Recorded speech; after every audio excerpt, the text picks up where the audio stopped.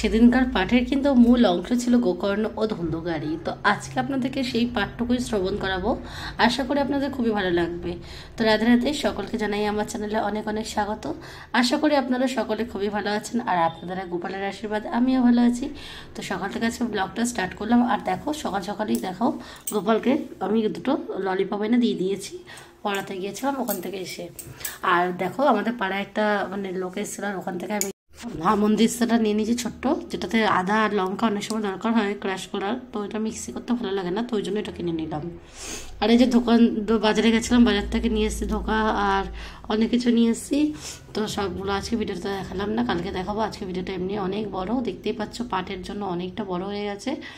আর এদিকে ধোকা করে নিচ্ছি গোপাল সোনার জন্য, রুচ্ছালো ভাজা করেছি আজকে রান্নায়, আর দই মিষ্টি নিয়ে এসেছি। এই দিয়ে গোপালকে আজকে সেবা দিয়ে দেবো। ধোকাটা দেখলে তো ইনগ্রেডিয়েন্টসটা পড়ে নেবে তোমরা। অনেক সময় অনেকে বলো যে অনিয়ন বা গার্লিক থাকে, কিন্তু না, এটা কিন্তু ওগুলোর মধ্যে কোনোটাই নেই। তো এদিকে দেখো, আমার কিন্তু ধোকাটা ব্যাটারটা রেডি হয়ে গেছে। এটাকে কিন্তু আমি ভেজে রেখে দিয়েছি, আর এটাকে বানিয়ে রেখে দিয়েছি। আর দেখো, এই বাটিটাও কিনেছিলাম, তো দেখাতে ভুলে গেছিলাম, তো এই বাটিটাও দেখিয়ে দিলাম। আর এদিকে দেখো, এদিকে ধোকাটা রেডি হয়ে গেছে। এটাকে কেটে কেটে পিস পিস করে রেখে দিয়েছি, ঠান্ডাও, তারপরে ভাজবো। তার আগে আমি উচ্ছালো ভাজাটা করে নিচ্ছি, আর করে নিয়ে তারপরে আমি ধোকাটা করব। তো একই কড়াইতে তেল দিয়ে দিয়েছি, দিয়ে আর যে উচ্ছালোটা দিয়ে দিলাম। আর অ্যাকচুয়ালি কী হচ্ছে, আজকে অনেকটা দেরি হয়ে গেছিলো রান্নাবান্না করতে। বাজারে গেছিলাম যেহেতু, তো বাজারে এক একটা দোকানে প্রচণ্ড ভিড়। আর জানোই তো, মুদিখানার দোকানে তো প্রচণ্ড ভিড় থাকবেই, এটা তো স্বাভাবিক।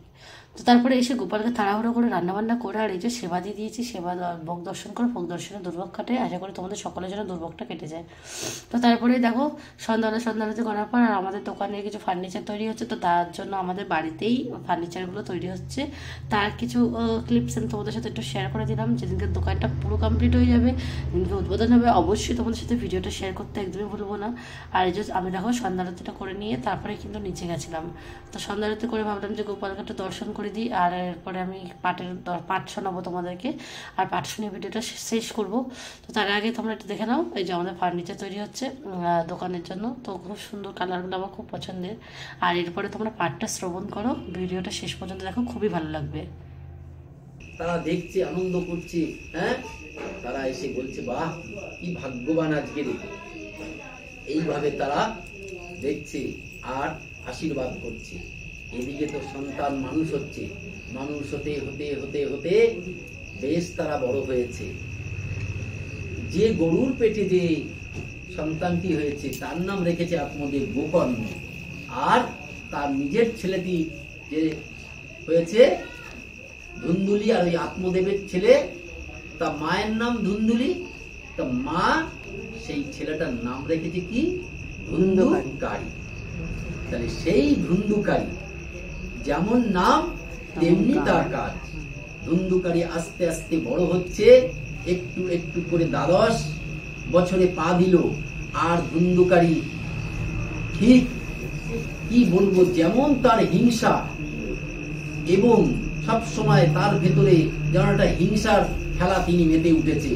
লোকের বাচ্চাগুলোকে নিয়ে খেলতে খেলতে এবার সবার আড়ালে একটি বাচ্চাকে নিয়ে কুয়োর ভিতরে ফেলে দিত, হত্যা করত। তারপরে লোকের ঘরে রাত্রিবেলা দিয়ে আগুন ধরিয়ে দিত। আর কি করত, লোকের জিনিসপত্র চুরি করে নিয়ে আসতো, একে মারতো, ওকে ধরতো, ওর গাছের ফল চুরি করে আনতো। এইভাবে লোকের জিনিস ক্ষতি করতে লাগলো। আর ওদিকে গোকর্ণ, তিনি পড়াশোনা, দিব্য পাঠশালায় যাচ্ছে, দিব্য সেখানে আস্তে আস্তে তিনি স্কুলে যাচ্ছে, এবং শিক্ষায় দীক্ষায় তিনি জ্ঞানে একজন বিজ্ঞ পণ্ডিত হয়ে উঠলেন। আর এই ধুন্ধুকারী জ্বালায় তার পিতামাতা আর থাকতে পারছে না। এইভাবে কুসঙ্গ করছে, খানিকটা শিকারী কুকুরদের নিয়ে বনে চণ্ডালদের সঙ্গে ঘুরে বেড়াচ্ছে, আর ওই পাখি শিকার করছে, পশু পাখি শিকার করে সেগুলোকে মেরে পুড়িয়ে সেগুলো খাচ্ছে, আর সুরা পান করছে, মদ খাচ্ছে, বাইজিখানায় যাচ্ছে। এই রকম ভাবে ওই যখন আত্মদেবের কাছে লোক নালিশ করতে লাগলো, এবং সেই নালিশ শুনে আর তিনি আর থাকতে পারছেন না। হ্যাঁ, বলছে এর চাইতে আমার নিঃসন্তান হওয়াও ভালো ছিল। তখন মনে পড়ছে যে যোগী পুরুষ কি বলেছিল, যে এরকম সন্তানের চাইতে আমার যদি আমার নাই হতো সন্তান সেটাই ভালো ছিল, আমি কি ভুল করেছি। আজকের এসে সেই ধন্দুকারী তার পিতাকে মারছে, মাতাকে মারছে, হ্যাঁ, ঘরের জিনিসপত্র সব বলছে আমাকে টাকা দাও, সেই টাকা না দিলে বাবা মাকে মেরে ধরে জোর করে টাকা পয়সা নিয়ে গিয়ে সে মদ খাচ্ছে আর বাইজিখানায় যাচ্ছে। এইভাবে তার পিতা এবার তখন ওই ছোট ছেলে মানে সেই গোকর্ণর কাছে গিয়ে বলছে আমি কি করব, তুমি এক কাজ করো, তুমি বনে চলে যাও, তুমি গিয়ে সেখানে ধ্যান করো, তপস্যা করো। তখন সেই মনের দুঃখে সেই আত্মদেব বনে চলে গেলেন। আর গোকর্ণ তিনিও বাড়ি থাকলেন না, তিনি কি করলেন, তিনিও বেরিয়ে গেলেন। কোথায়? তীর্থে তীর্থে চলে গেলেন। কেন? ওই বাড়িতে থেকে আর কি হবে, ওই বাড়িটা একটা মানে খারাপ একটা স্থান হয়ে উঠেছে, সেখানে সব ব্যক্তি থাকতে পারে না। তাই আজকের ওই বাড়িতে এবার ওই কি আছে ধন্দুকারী, তিনি এবার কি করলো, তার মার কাছ দিয়ে প্রতিদিন টাকা পয়সা নিয়ে যাচ্ছে মার ধর করে, এবং বাইরে বাজে সঙ্গ করছে। এবার তো টাকা পয়সা সব শেষ হয়ে গেছে, চিন্তা করছে যে একদিন না একদিন এ তো ধরা পড়বে, আর ধরা পড়লে তো সেদিনকে রাজা একে মৃত্যুদণ্ড দেবে। তা এক কাজ করি, তারা চারজনে যুক্তি করলো যে ও যখন একদিন মরেই যাবে, তাহলে ও যা সম্পত্তি আছে আমাদের যে এনে দিয়েছে এতদিন ধরে সোনা দানা, আমরা এগুলো নিয়ে চল পালাই, আর ওকে আমরা মেরে ফেলব। এবার কি করলো, একদিন রাত্রিবেলা তাকে সুরা পান করিয়ে, তাকে নেশা করিয়ে, এবং তাকে হাত পাগুলো বাঁধলো, বেঁধে তাকে শ্বাস রোধ করে মারার চেষ্টা করলো। তাকে যখন শ্বাস রোধ করে গলা চিপেও যখন মারতে পারলো না, তখন জ্বলন্ত কয়লা মুখের ভিতর ঢুকিয়ে দিয়ে, গলার ভিতর ঢুকিয়ে দিয়ে তাকে সে যখন মরে গেল, এবার তাকে ওই ঘরের ভেতরে মাটি খুঁড়ে পুঁতে দিল। দিয়ে তারা 2-1 দিন ছিল। যখন লোকজন জিজ্ঞেস করছে যে তোমাদের স্বামী কোথায়, বলছে আমাদের স্বামী অনেক দূর দেশে গেছে কাজ করতে। কিছুদিন পরে সেখান থেকে তারা চলে গেল, 4টে অজিতা নারী তারা চলে গেল সেখান থেকে পালিয়ে। লোক খুঁজতে খুঁজতে দেখছে যে সেই ধন্দুকারীর দেহটা তার বাড়ির নিচেই মেরে কে যেন পুঁতে রেখেছে। সঙ্গে সঙ্গে তারা সেই দেহটা কোনো রকমের সদ্গতি করলো, এবং সেই খবর গেল কার কাছে, সেই গোকর্ণের কাছে। গোকর্ণ কি করলো, গয়ায় পিণ্ড দান দিল। কিন্তু পিণ্ড দান দিলে কি হবে, তার আত্মার শান্তি হয়নি, তিনি প্রেতজনি প্রাপ্ত হয়েছে। কারণ আত্মহত্যা, অ্যাক্সিডেন্ট, সুইসাইডে মারলে মাগো এই আমাদের যে আত্মাটা মুক্তি হয় না, সে সঙ্গে সঙ্গে প্রেতজনিতে জন্মগ্রহণ করে, যতক্ষণ না পর্যন্ত তার সঠিক সদ্গতি করা হবে। এইভাবে সে কি করলো, আজকের প্রেতজনি প্রাপ্ত হয়ে ঘুরতে লাগলো, আকাশ বাতাস আর কষ্ট ভোগ করতে লাগলো। এবার একদিন ওই আত্মদেব ঘুরতে ঘুরতে তার ওই গ্রামের বাড়িতে আসলেন। এসে রাতের বেলা তো তিনি গিয়ে তার নিজের বাড়িটা খুঁজে দেখলেন। দেখছে ভাঙা চুরো হয়ে পড়ে আছে, হ্যাঁ, কেউ তো নেই, ভাই মরে গেছে, মাও নেই, বাবা চলে গেছে বনে। এবার তিনি এসছেন তো তিনি একজন বড় পণ্ডিত ব্যক্তি, হ্যাঁ, তিনি কি করেছেন, রাতটা ওই উঠোনে কাটিয়ে দিয়ে কোনো রকমে তিনি ওখানে রাতটা কোনো রকমে আছেন। দেখছে বিকট বিকট আকার ছায়া মূর্তি তার সামনে আসছে, ভয় দেখাচ্ছে। তখন তিনি বলছে কে তুমি, হ্যাঁ, এবার কথা বলতে পারছে না, কারণ ওই যে তার গলায় পুড়িয়ে দিয়েছে, ওইভাবে মরেছে, তার মুখ দিয়ে, হ্যাঁ, এবার তিনি আকার ইঙ্গিতে বোঝানোর চেষ্টা করছে, কিন্তু কোনো মতে বোঝাতে পারছে না। তারপরে কি করলো, ওই গোকর্ণ তার কমণ্ডল থেকে একটু জল নিয়ে মন্ত্রপুত করে যখন সেটা দিল, তখন কাঁদছে আর বলছে দাদা আমি তোমার ভাই, আমি ধন্দুকারী। বলছে তুমি তোমার এই পরিস্থিতি, এই অবস্থা কেন? বলছে আমি প্রেতজনি প্রাপ্ত হয়েছি। বলছে যে তুমি প্রেতজনি প্রাপ্ত কি করে হলে? আমি তো তোমার সদ্গতি করেছি, আমি তো গয়ায় পিণ্ড দান করেছি। বলছে না দাদা, আমার কোনো পিণ্ড দান করলেও আমার আত্মা শান্তি পায়নি, আমি মুক্তি পাইনি। তুমি আমার এই মুক্তির জন্য একটু চেষ্টা করো, কিতে আমি মুক্তি পাই। আমি আজকে বিভিন্ন জায়গায় আমি কষ্ট ভোগ করে আমি ঘুরে বেড়াচ্ছি প্রেত হয়ে। তখন বলল ঠিক আছে, তুমি এখন যাও, আমি দেখছি। সকালবেলা সেই গ্রামের লোককে সব খুলে বলল সেই গোকর্ণ। এবার বলার পরে তখন তারাও কোনো বিধান দিতে পারল না। এইরকম ভাবে বিভিন্ন জায়গায় তিনি যেতে যেতে তিনি বড় বড় বৈষ্ণব পণ্ডিতদের কাছে গিয়ে যখন বললেন, তারা তখন বললেন তুমি এক কাজ করো, তুমি সূর্যদেবের আরাধনা করো। তখন ওই গোকর্ণ সূর্যদেবের যে রশ্মিটা, সূর্যের যে রোদ্দুর, সেই রশ্মির গতিটাকে রোধ করে তিনি ধ্যান করলেন। ধ্যান করার পর তখন সূর্যদেব বলল যে তোমার ভাইয়ের আত্মার শান্তি হয়নি, এবং যদি ভাগবত সপ্তাহ দেওয়া যায় তাহলে তার আত্মার শান্তি হবে। তাই গৌসীতানাথ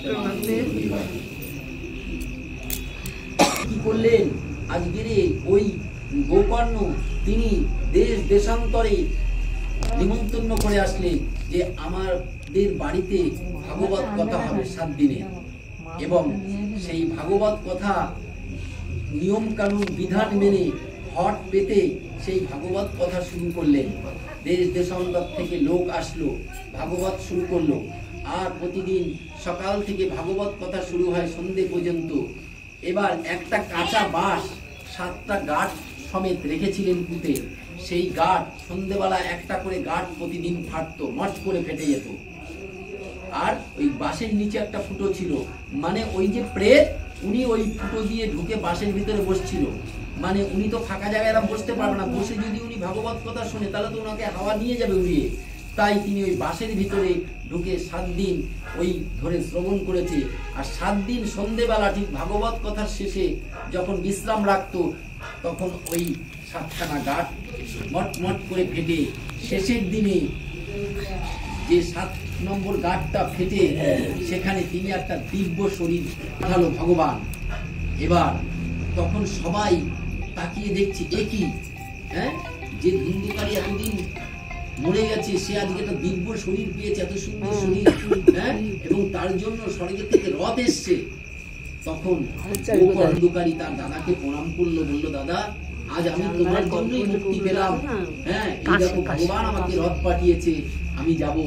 তখন ওই গোকর্ণ কি করলো, গোকর্ণ তখন ভগবানকে প্রশ্ন করলো যে হে ভগবান, আজ তোমার কৃপার ফলে, তোমার আশীর্বাদে আজ আমার এই ভাই আজ মুক্তি পেয়েছে।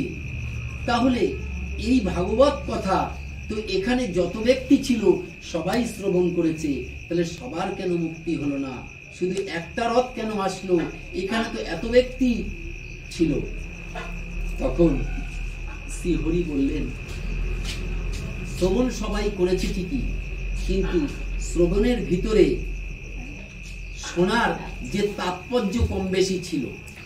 তোমার ভাই আজ 1 সপ্তাহ 7 দিন নিরাহার, মানে কোনো কিছু না আহার করে একভাবে কায় মনোবাক্যে, এবং রাতের বেলা ঘুমায়নি, নিদ্রা, তিনি কোনো নিদ্রায় যায়নি, নিদ্রায় নিরাহারে তিনি একভাবে ভাগবত কথা শ্রবণ করেছেন।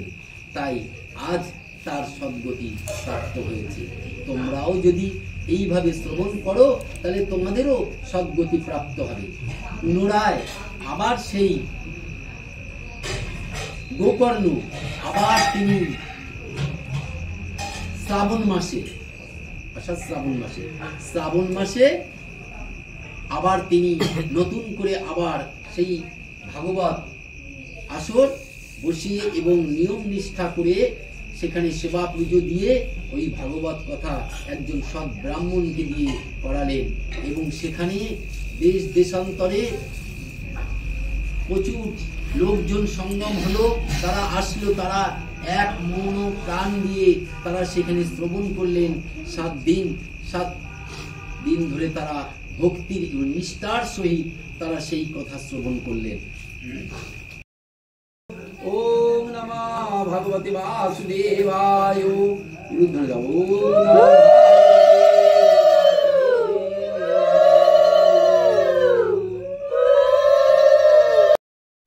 তো এরপরে পাঠ সমাপ্তি কীর্তন হচ্ছে, আর এদিকে আমাদেরও ভিডিওর তো শেষ সময় চলছে, কারণ পাঠ সমাপ্তির আগে আমাদের ওই নিত্যানন্দ বন্দনা করা হয়, তারপরে হরে কৃষ্ণ, তারপরে হচ্ছে পাঠ সমাপ্তি। তো সকলেই জানো নিশ্চয়ই নিয়মটা। তো ওইদিকে নিত্যানন্দ বন্দনা চলছে, আর আজকের পাঠের মূল আকর্ষণ ছিল কিন্তু গোকর্ণ ধুন্ধুকারী। তো জেঠুর প্রচণ্ড পরিমাণে শরীর খারাপ, যদি পাঠে কোনো ভুল ত্রুটি হয়ে থাকে তাহলে অবশ্যই নিজের সন্তানগুলো ক্ষমা করে দেবেন। আর যদি ভালো লেগে থাকে তাহলে অবশ্যই লাইক কমেন্ট শেয়ার করতে একদমই ভুলবেন না। আর হ্যাঁ, যদি নতুন হয়ে থাকেন তাহলে অবশ্যই সাবস্ক্রাইব করবেন। আর এদিকে আমাদের জেঠিমারাও গেছিলো পাঠ কীর্তনে, তো আমি ভাবলাম সবার সঙ্গে তোমাদের একটু শেয়ার করে নিয়ে। আর সেদিনকার শ্রাদ্ধ বাড়ির এটাই হচ্ছে পাঠ কীর্তনের মূল অংশ ছিল। তো আজকের মতন ভিডিওটা আমি এখানেই সমাপ্ত করছি। কালকে আবার একটা নতুন ব্লগে দেখা হবে। ততক্ষণের জন্য রাধা মাধবে কৃপায় আপনারা সকলেই ভালো থাকবেন। রাধে রাধে, শুভরাত্রি, জয়।